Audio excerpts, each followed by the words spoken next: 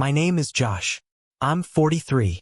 I live in Denver, Colorado, where the winters bite early and the summers never apologize for the heat.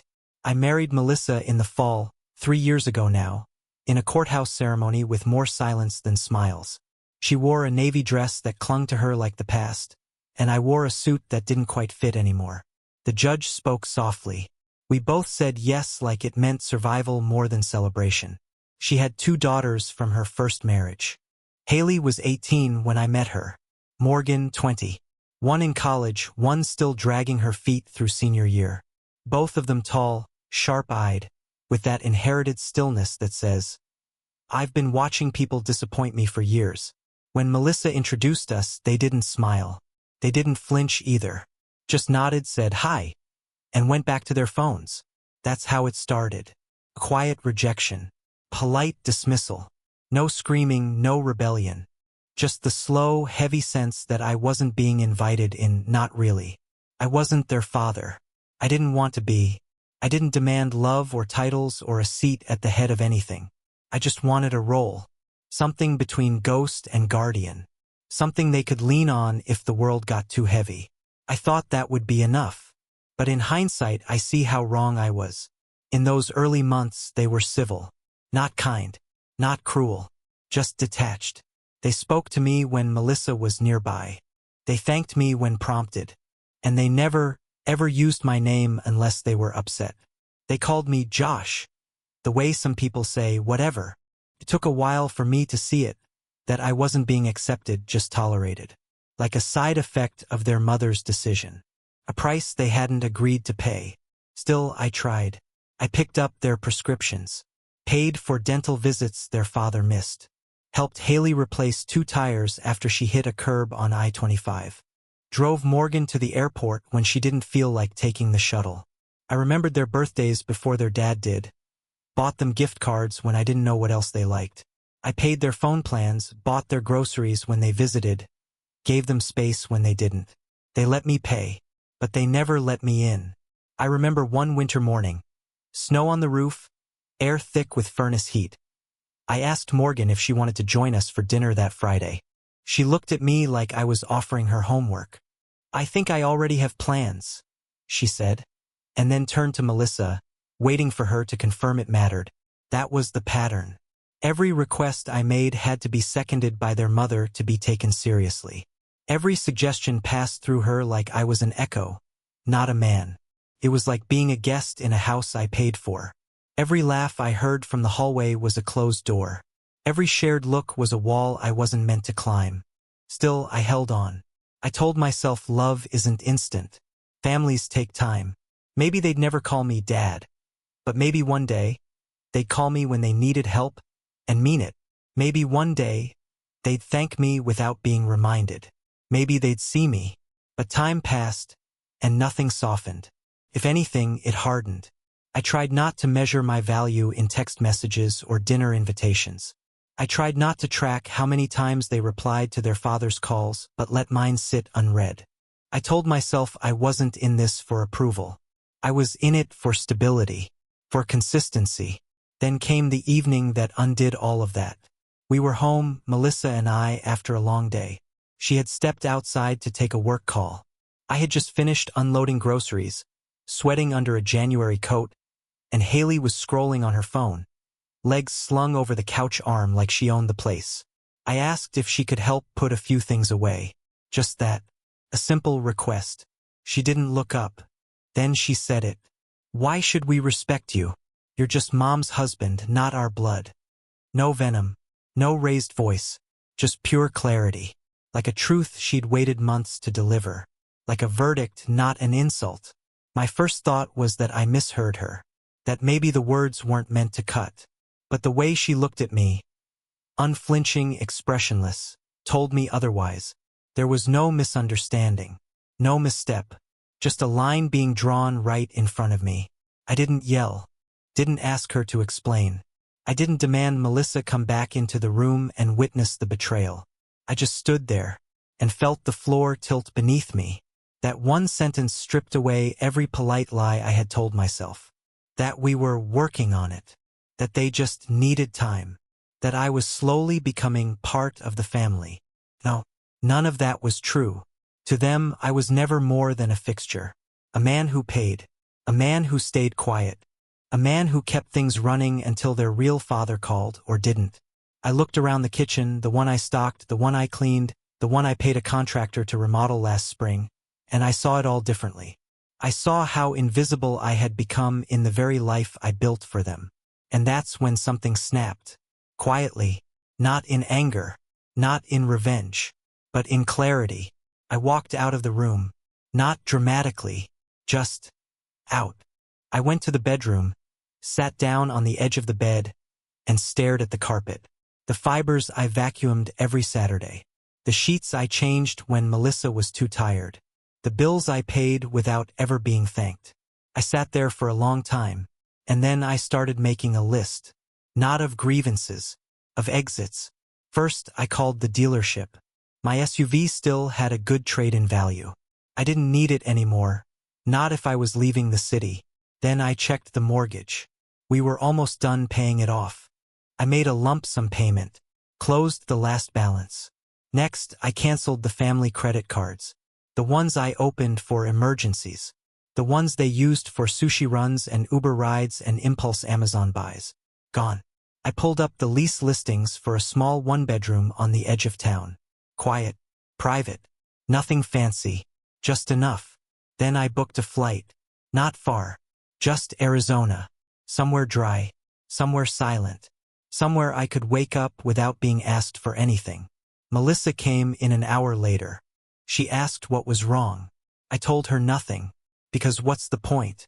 She wouldn't have called it betrayal. She would have called it stress. She always did.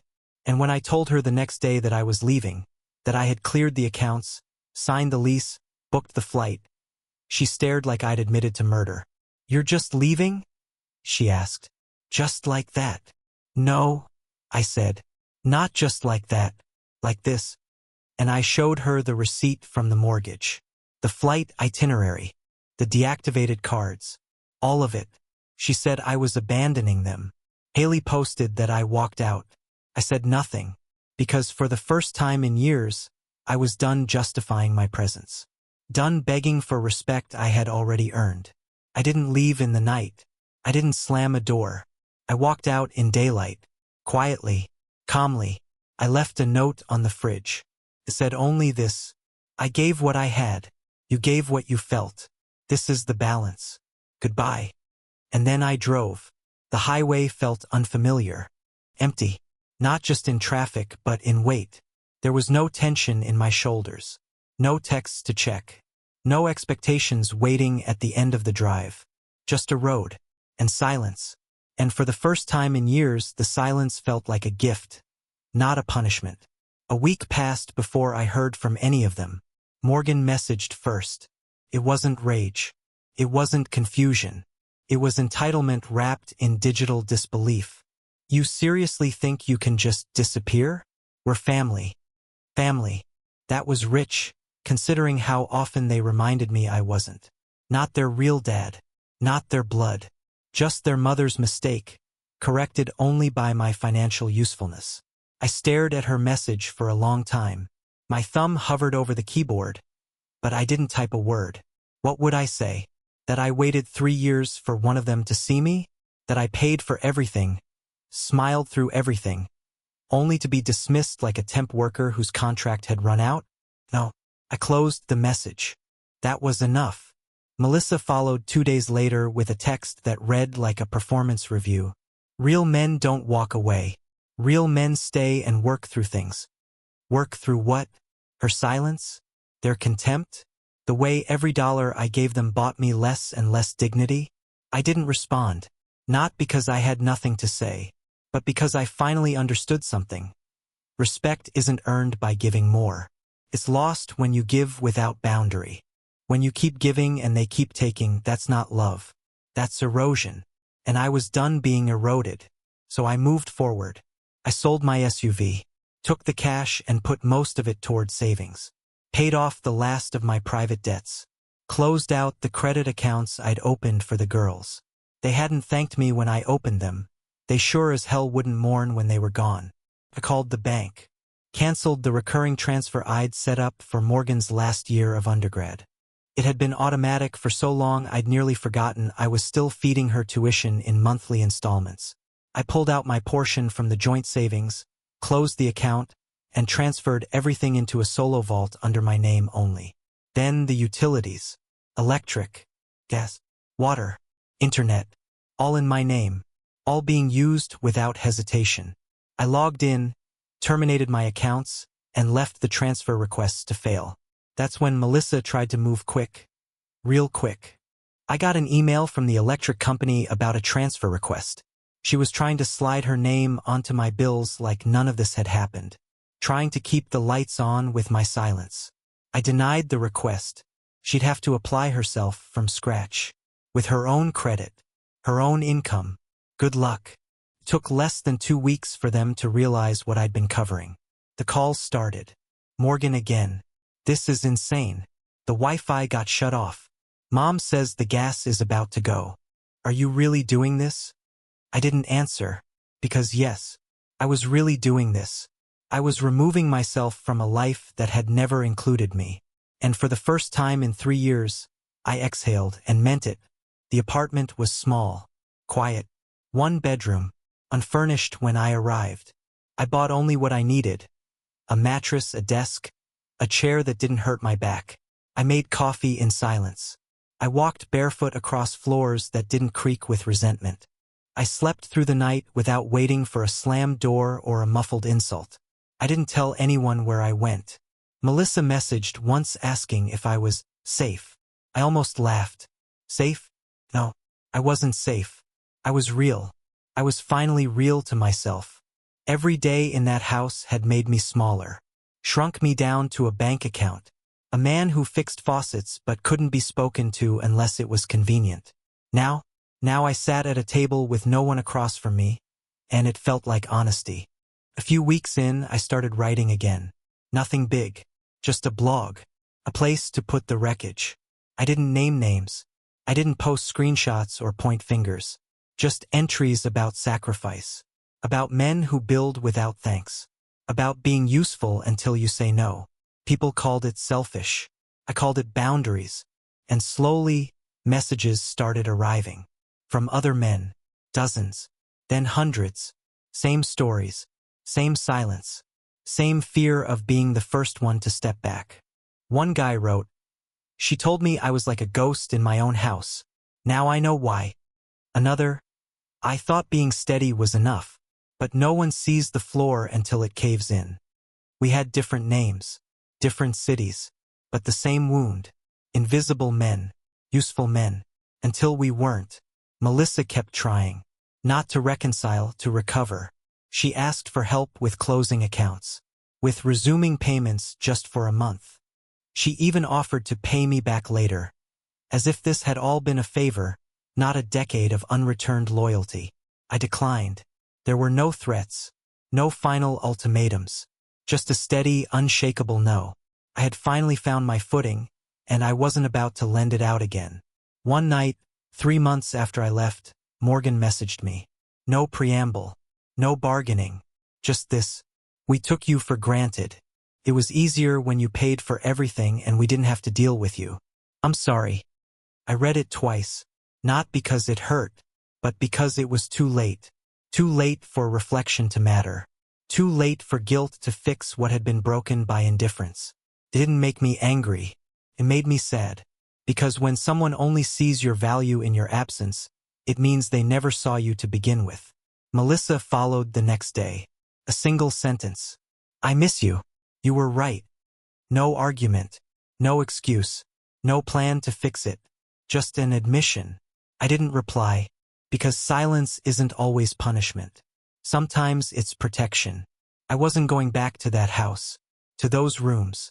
To that long, slow death where every conversation required a witness, and every act of kindness was treated like a transaction. No, they had their chance to build something with me. They didn't take it. Now they were just staring at the foundation they refused to help pour. I drank my coffee alone that morning. Music playing softly in the corner. A breeze coming through the window. My phone buzzed on the counter. I let it.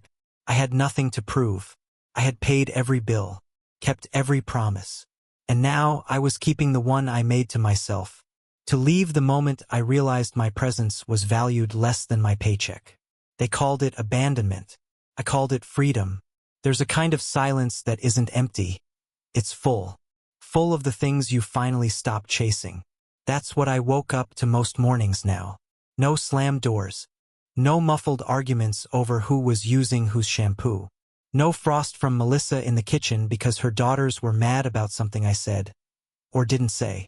Just the hum of the refrigerator, the clink of a mug on the counter, and the simple pleasure of choosing not to be in the way.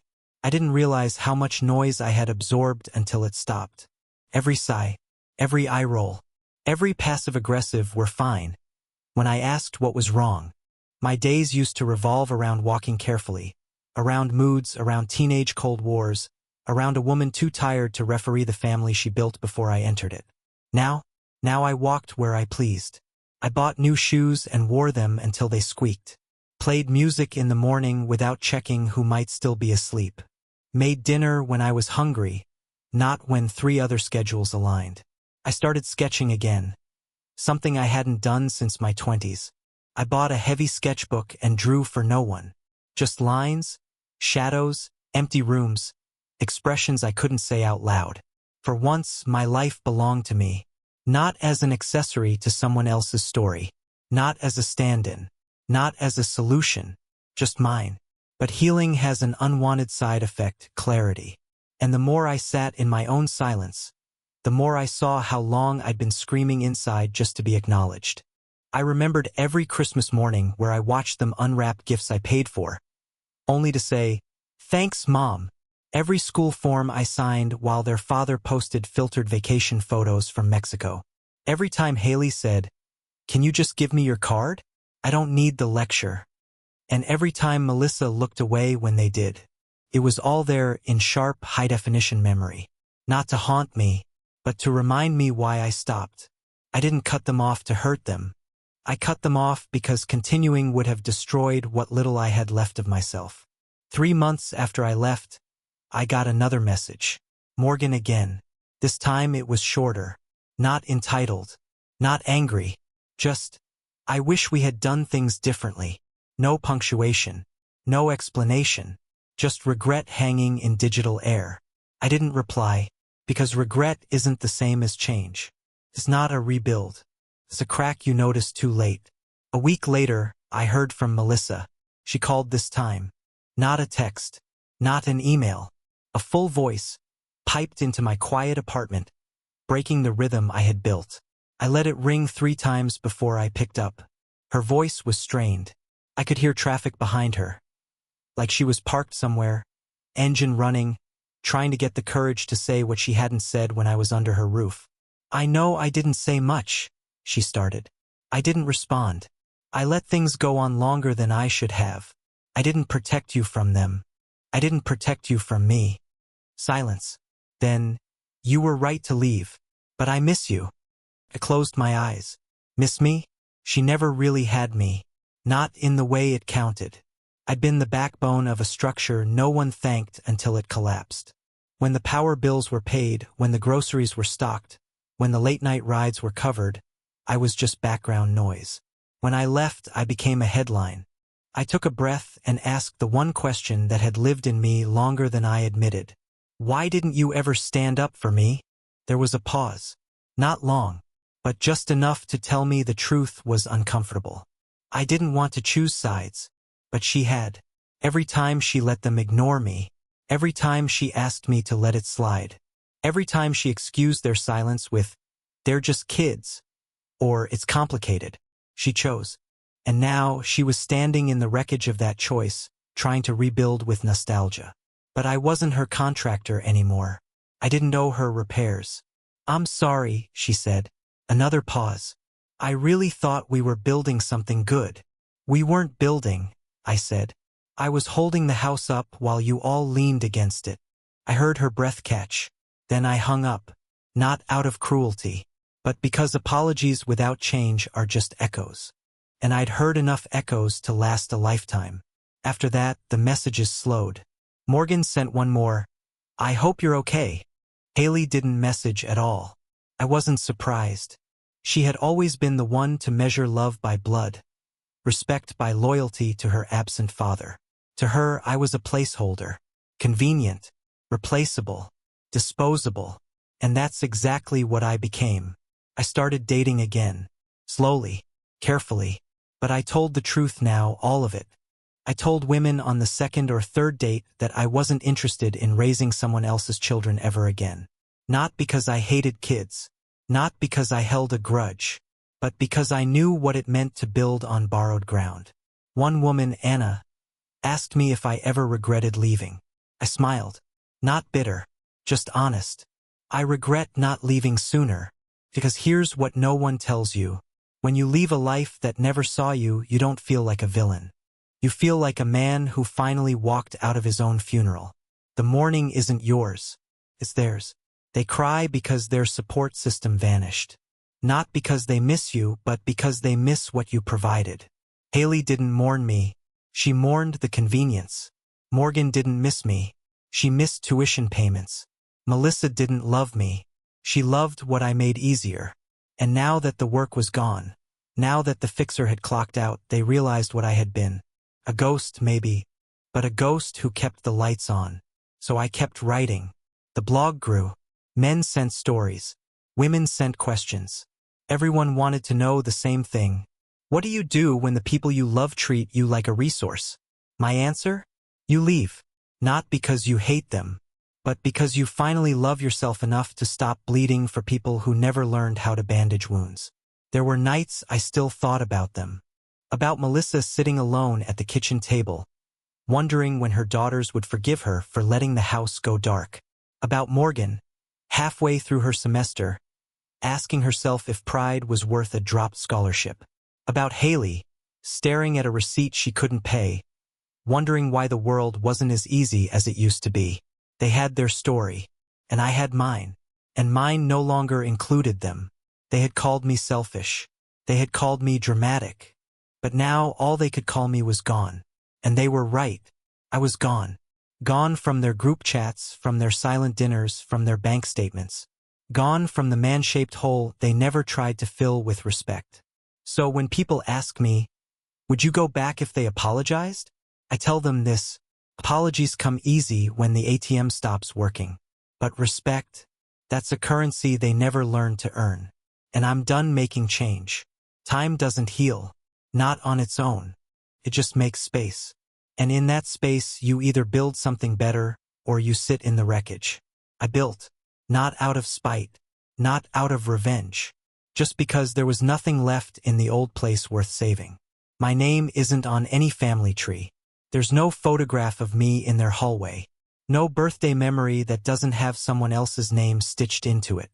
I was never a father in their eyes. Just a long-term solution to short-term problems.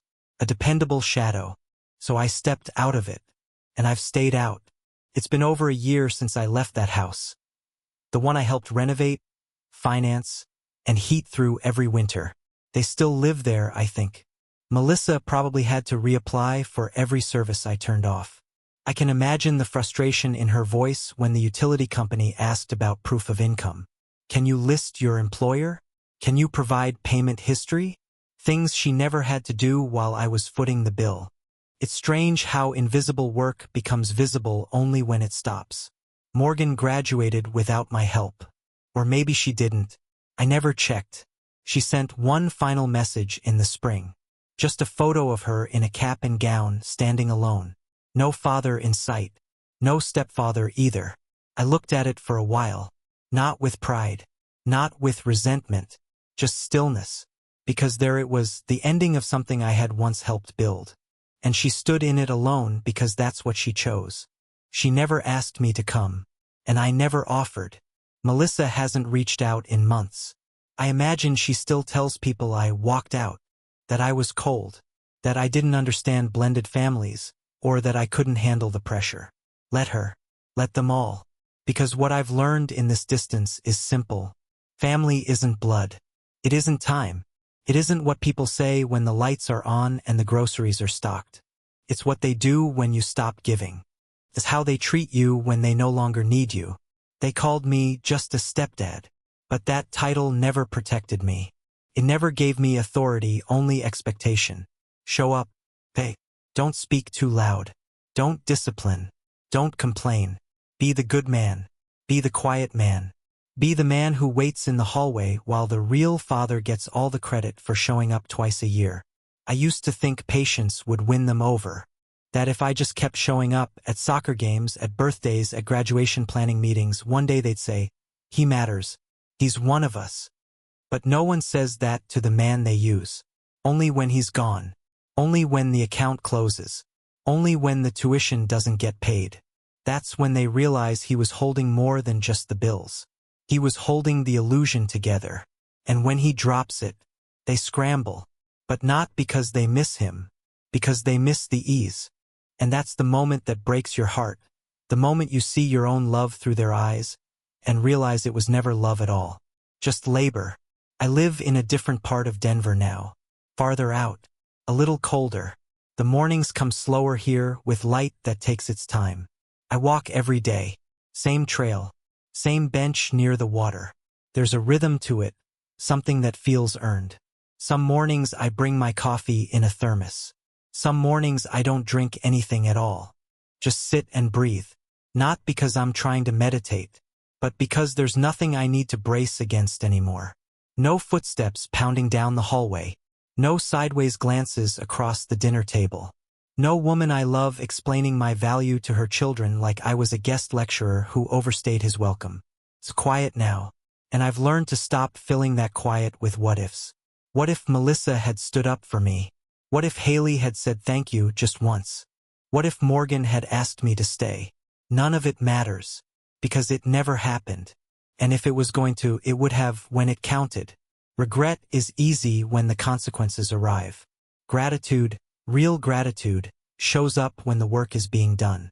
When someone looks you in the eye while you're fixing the sink or transferring another $1,000 to a tuition account and says, "I see you. Thank you. I never got that.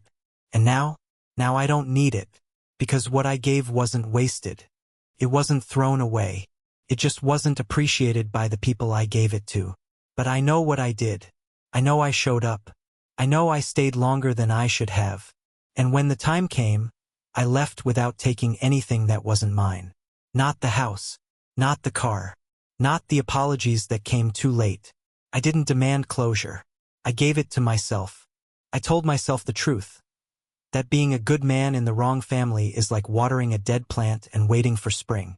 And eventually you stop blaming the soil. You just stop pouring. Sometimes I wonder if Haley will ever reach out. She was the most guarded. The one who stared through me like I was furniture she hadn't picked out. Maybe one day she'll see a man walking alone and remember how often I drove her places she never thanked me for. Or maybe she won't. Maybe her silence is permanent. That's fine. Because here's the last thing I learned. Being needed and being valued are not the same thing. They needed me, but they never valued me. And when I finally made them choose between respect and comfort, they chose neither. They waited too long.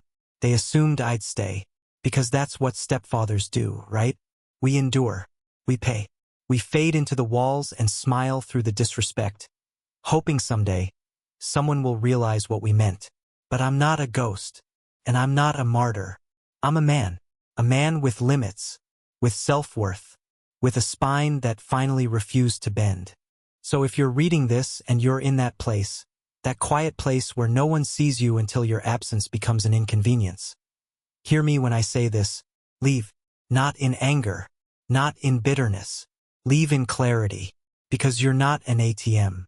You're not a buffer between a mother and her unresolved guilt. You're not the invisible scaffolding of a house that only calls you father when it's convenient. You are a man, and you deserve to be treated like one. I chose self-respect, and it cost me a family, but they were never really mine. And if being loved means being used, I'd rather walk alone. So now I ask you, would you have stayed? Would you have kept paying? Kept showing up? Kept swallowing disrespect in the name of family?